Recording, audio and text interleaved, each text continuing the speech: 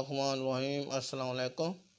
मैं आपको हाफ़ज़ा मज़बूत करने का तरीका बता रहा हूँ, यानी कि हाफ़ज़ा मज़बूत करने का इलाज बता रहा हूँ कि आप अक्सर बच्चों को या बड़ों को चीज़ें या अक्सर पढ़ाई में चीज़ें भूल जाती हैं, याद नहीं रहती, तो माएँ तंग आ जाती हैं कि हम क्या करें।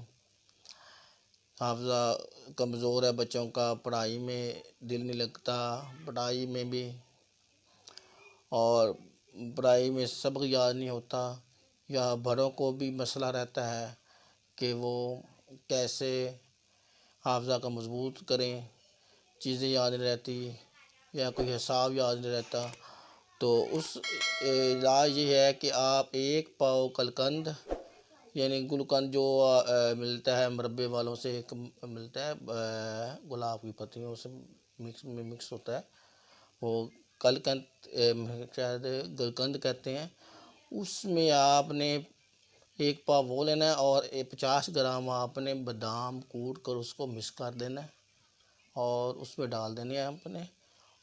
और आपने वो 1 चम्मच सुबह इनार मुँह खा लें।